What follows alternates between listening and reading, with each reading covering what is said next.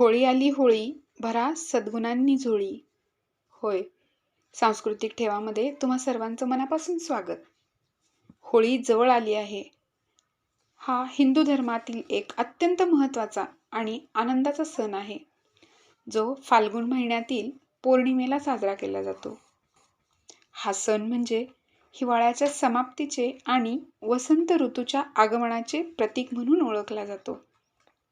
होळी म्हणजे वाईटावर चांगल्याचा विजय, नकारात्मकतेचा नाश, भक्तीचा विजय, नव्या सुरुवातीचा उत्सव.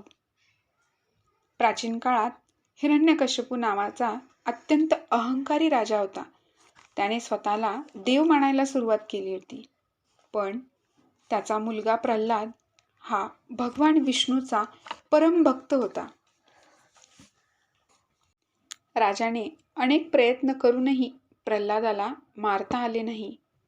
शेवटी त्याने आपल्या बहिणीची म्हणजे होलिकेची मदत घेतली. कारण होलिकेला अग्नीत न जळण्याचे वरदान होते. ती प्रल्हादला भगवान विष्णूच्या परमभक्त होत. राजाने अनेक प्रयत्न करूनही प्रल्हादाला मारता आले नाही. शेवटी त्याने आपल्या बहिणीची म्हणजे होलिकेची मदत घेतली. ती प्रल्हादला मांडीवर घेऊन अग्नीत बसली. पण देवाच्या कृपेने प्रल्हाद वाचला आणि होलिका जळून गेली.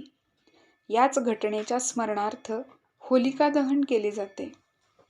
होळीमध्ये अहंकार, नकारात्मक शक्ती, घरातील वाईट शक्ती टाकून आपण आपल्याजवळ फक्त सद्गुण ठेवायचे असतात. होळीच्या दिवशी आपण धुलिवंदन.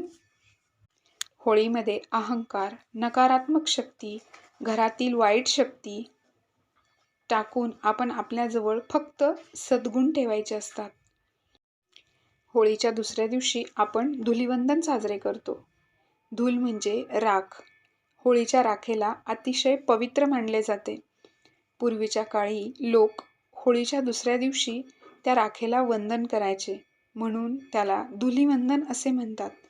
महाराष्ट्रात यालाच धुळवड असेही म्हणतात. धुलिवंदनाच्या दिवशी लोक एकमेकांना रंग लावतात. हे रंग सुद्धा प्रेम, उत्साह, समृद्धी आणि आनंद व विश्वासाचे प्रतीक आहेत. धुलिवंदन आपल्याला सांगते की मनातील कटुता विसरा, राग दूर करा, एकमेकांना माफ करा. या दिवशी बुरा न मानो होली है असं म्हणतात. यामागे प्रेमाची आणि आपलेपणाची भावना असते. आजच्या काळात काही गोष्टी आपण लक्षात ठेवायला हव्यात.